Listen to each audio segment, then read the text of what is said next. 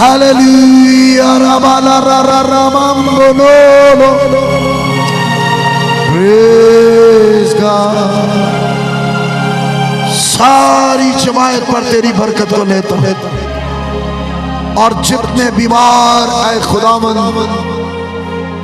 ऊपर ऊपर गैलरी पर बैठे हुए हैं और नीचे इन सब की बीमारियों को कमजोरियों को तेरे नाम की तख्लीकी कुदरत के साथ भस्म करता हूं।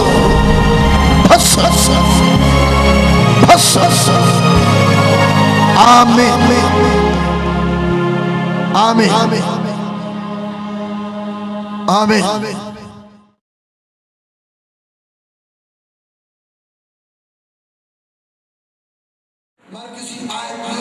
इंजील 24वां बाब और उसकी 49वीं आयत।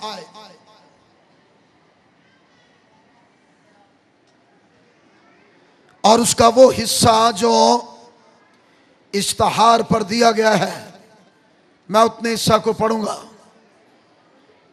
और आप मेरे पीछे कलाम के हिस्सा को बोलें। लेकिन जब तक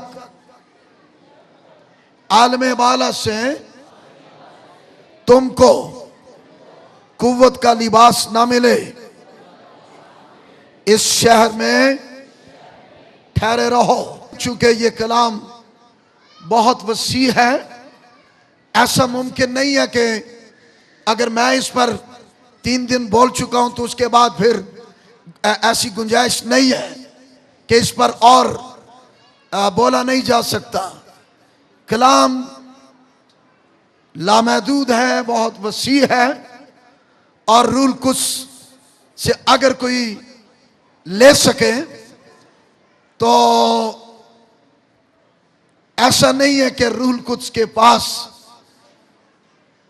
ये जवाब है कि बस जितना पादरी कामरान सुना चुका है बस वही है, उससे भी कहीं ज्यादा है और गहरा है। आमीन। सो कल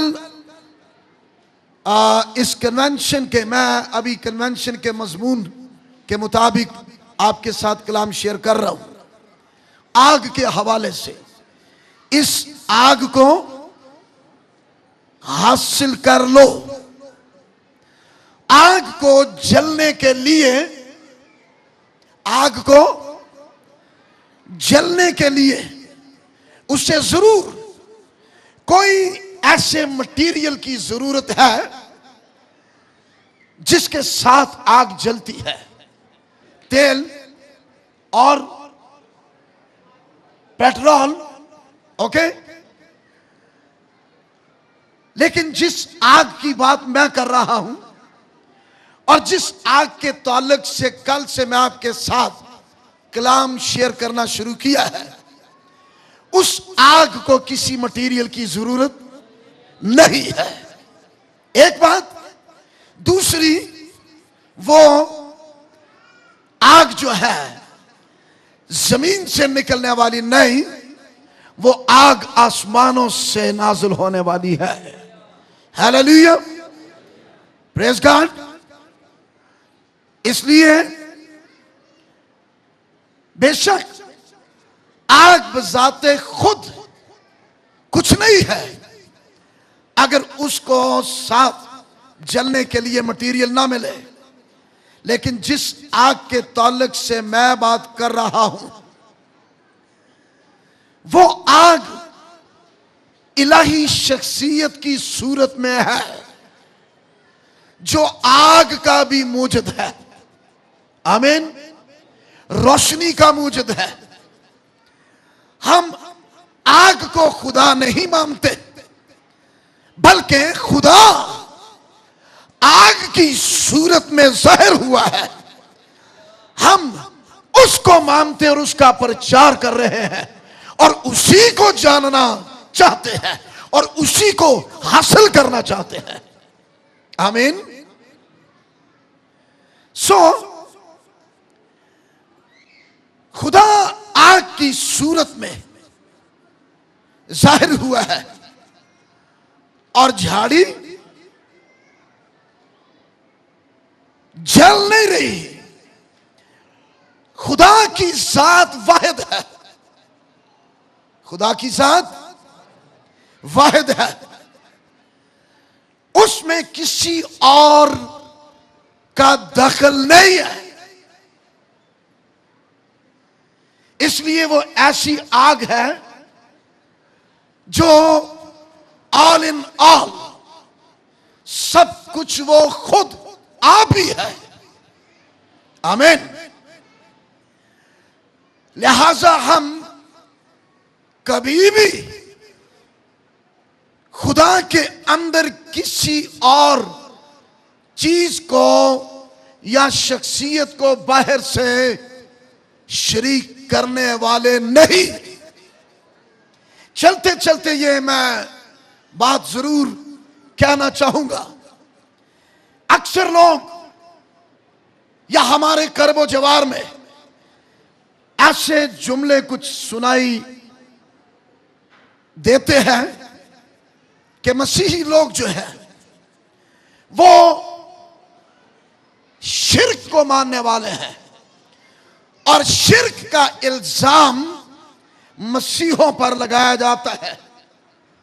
लेकिन मैं ये कहा करता हूं, जो ऐसा कहें पहले उनसे पूछें शिर्क कहते किसको है या शिर्क के मायने क्या है।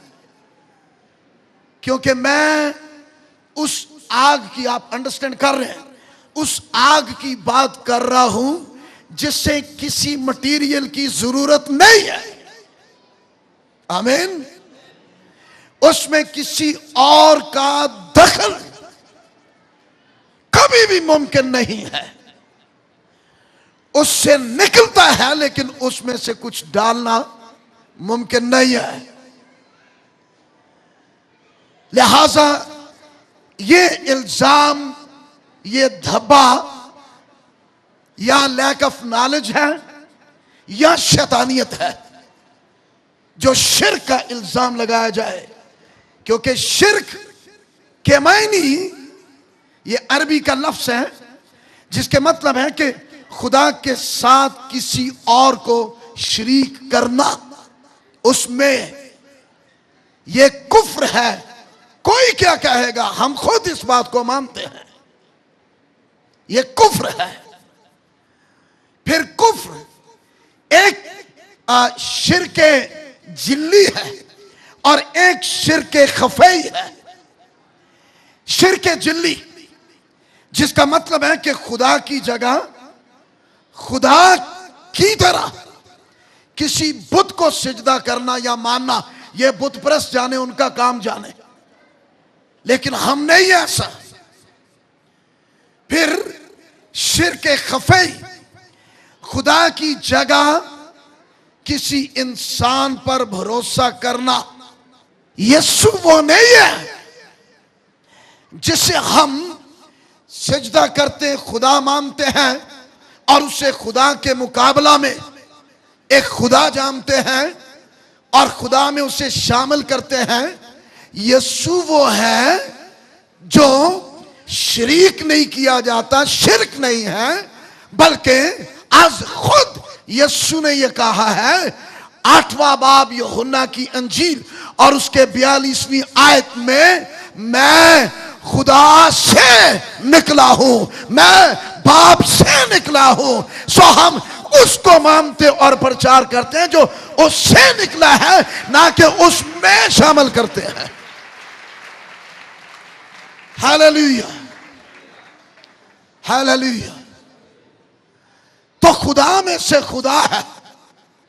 खुदा में से जब भी कुछ निकलता है वो क्या है? वो खुदा है। खा वो कलाम की सूरत में है, मुजस्सम सूरत में है, वो खुदा ही है। क्योंकि एलोहीम वाहिद खुदा के लिए जो लफ्ज इस्तेमाल हुआ है उसके मायने यही है, वाहिद खुदा में खुदाओं की कसरत।